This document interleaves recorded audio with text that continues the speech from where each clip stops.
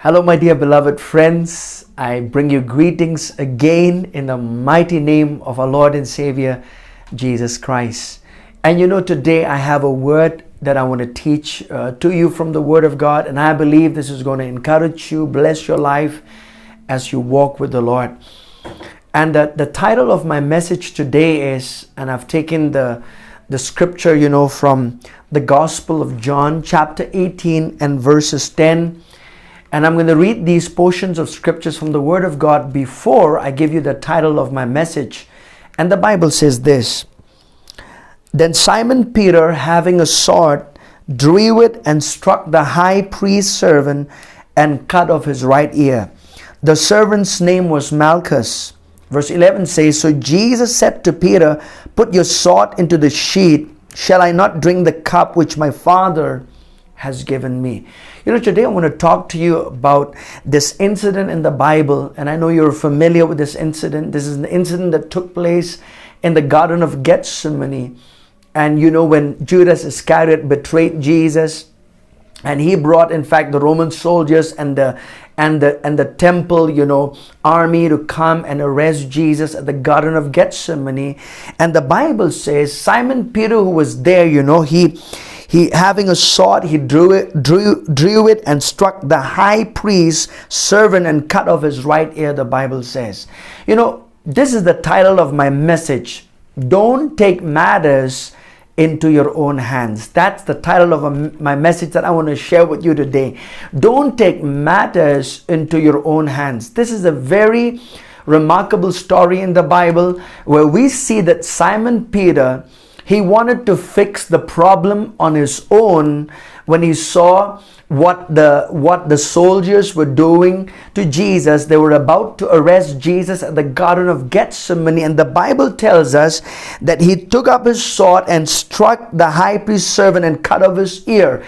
You see, a lot of times when we take matters into our own hands, there are a lot of things that can go haywire.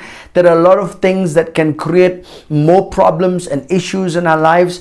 And this is something that we see an example from the Bible, that no matter what the problem is, remember, don't try to fix it in your own effort. Don't try to do it in your own natural human ability, understanding, or wisdom.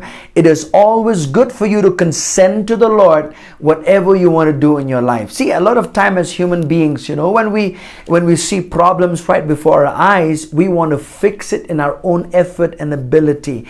And usually, we only end up regretting what we have done. We only end up, with a lot of other problems that could culminate because of that decision or lousy decision that we take in our lives because we took matters into our own hands. Hasn't it been like that to you in your life before, where you took, matters into your own hands, and instead of making it good, in fact, it became worse and worse, and a lot of other problems, in fact, erupted because of that wrong decision and because you took matters into your own hands. We all go through in life like that. And we remember, this is something that Peter, I see this in the Bible, that he wanted to help Jesus. In one sense of the word, don't try to help God. A lot of times we want to make things happen in our own effort and ability. We want things to, to be happen in our lives, without thinking what God has spoken to us before, without thinking, what God has dealt with us before. And because of the pressures of life and because of the difficulties that have come around our lives, the best and easy way, we took matters into our own hands. And when we take matters into our own hands, a lot of things will go chaos in our life. And this is something that I want you to think about today in your life, that make sure that you do not take matters into your own hand, but remember, bring that matter to God. Ask the Lord about it, what the Lord has to say. And when you take direction from God, you will never miss what God has for your life, because God, He will see you through even during the times of difficulties and hardships and challenges that you might face in your own life. In the Gospel of John chapter 10, this is a marvelous thing. Why Jesus said to Peter that, Peter, You're not supposed to do all this. He said, I could call more than 12 legions of angels to come and rescue me from this problem, but I'm not doing that. You know why? Because I'm surrendering myself, consecrating myself to the plan and the purposes of God in my life. That was what Jesus, he came for. He came to submit himself. He came to consecrate himself to the will and the plan of the Father God, to go to the cross, shed his blood for my sins and your sins on the cross of Calvary. So in the Gospel of John chapter 10, verses 17 and 18, Jesus said this. He said, therefore my Father loves me, because I lay down my life that I may take it again. No one takes it from me, but I lay it down of myself. I have power to lay it down. I have power to take it again. This command I have received from my Father. See, Peter wanted to help Jesus, but Jesus said, no, I am laying down my life. Peter, I'm willingly, and I'm consecrating myself to the will of God. Don't try to fix the problem with your own flesh. That was what Peter was trying to do. He was trying to fix the problem in his own flesh. A lot of time when we see problems, our first reaction or respond to a problem, a lot of time, it's with our own flesh. When I talk about the flesh, I'm talking about your own natural human strength, effort, wisdom, understanding, knowledge that you have. And a lot of time when we try to do that, a lot of things, like I said before, can bring a lot of chaos. And that's why it's important for me and you, especially during the hard times, especially when there are challenges coming our way, do not take matters into your own hands. There are two more examples I want to show you from the Bible, and that is concerning the life of Moses. Let's turn our Bibles to the book of Exodus chapter 2. And I will not take this long, but I believe that this thought is going to help you today. In Exodus chapter 2, and the Bible says this. I'm going to read to you verses 11. Now you understand that Moses was raised up, in Pharaoh's home in Egypt by the daughter of Pharaoh. And the Bible says Pharaoh's daughter raised up and gave the name Moses. And the Bible says a time came that Moses understood that he did not belong, he did not belong to this people group. He knew that he was a Hebrew. And the Bible says this in chapter 2, verse 11. Now it came to pass in those days when Moses was grown, that he went out to his brethren and looked at their burdens. Look at that. The Bible says he was grown up. He understood. He went out to his brethren and looked at their burdens. He understood that these were the people, that I belong to these people, and he had burdens for the Hebrew people. And he saw an Egyptian beating a Hebrew, one of his brethren.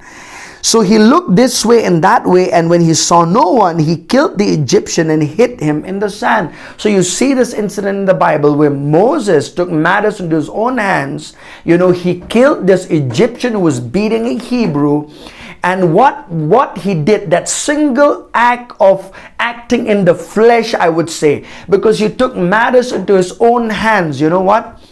The children of Israelites suffered because of Moses' act of that single act. How do we know that? You remember when God spoke to Abraham, if you read the Bible in the book of Genesis 15, God prophetically spoke to Abraham when he made a covenant with him and said that the children of Israelites, your descendants are going to be in a foreign land for 400 years, and they're going to be slaves in that foreign land, speaking about the children of Israelites.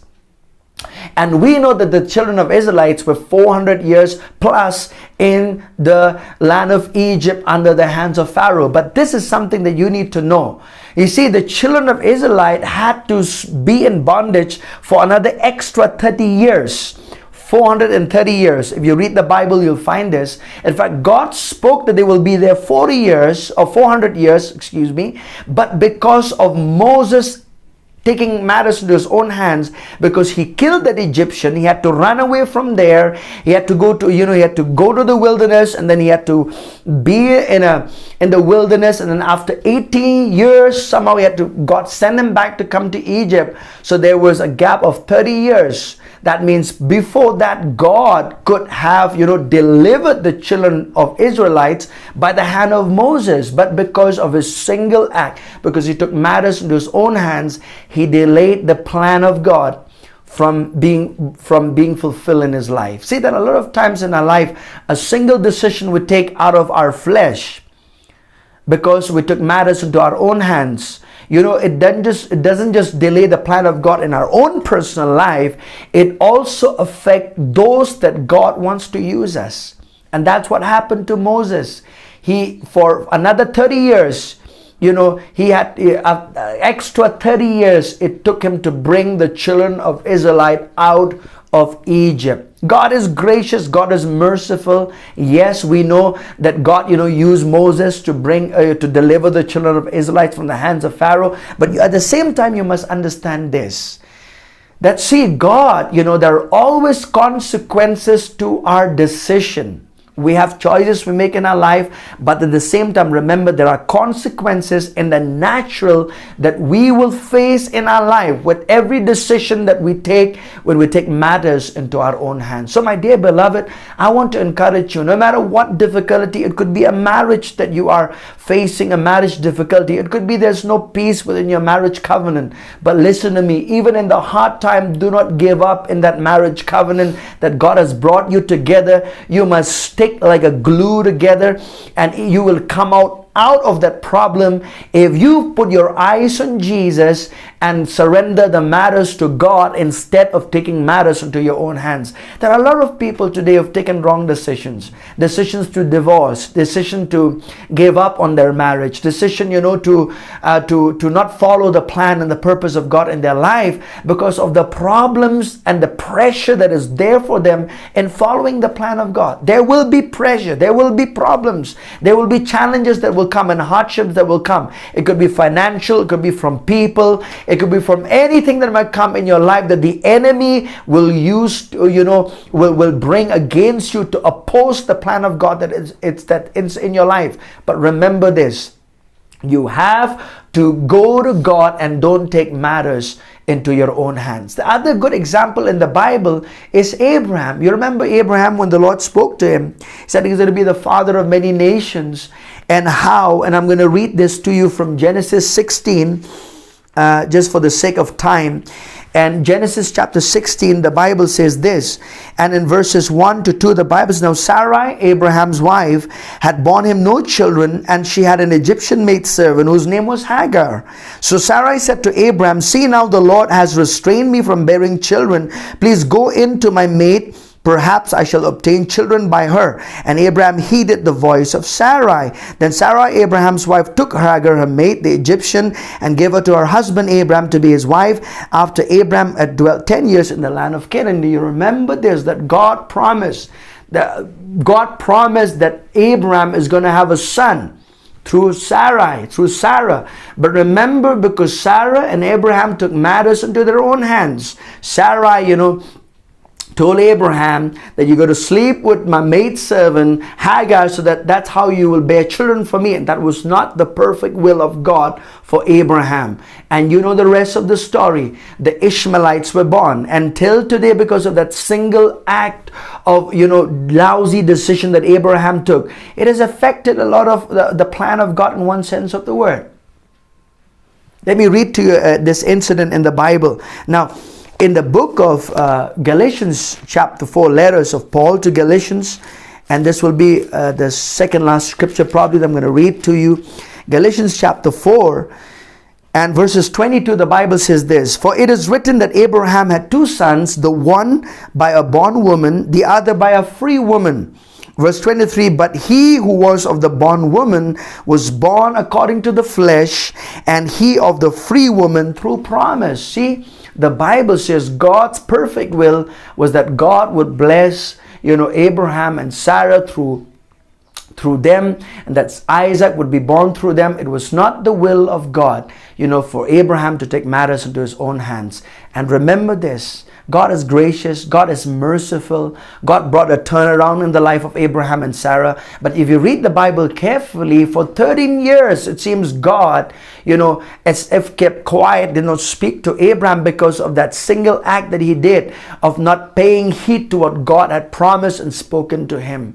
In our lives, there are things that we take matters into our own hands, and when we fall under the permissive will of God, we tend to ask God, why God God, things are not happening in my life? Why, God, things are not happening the way that I expected them to be? Because you are not in the perfect will of God, but you are in the permissive will of God. God has allowed you to, because of your own willingness and decision, and because of your flesh, because of your decision making that you've done, God has allowed those things to happen in your life. But God is gracious.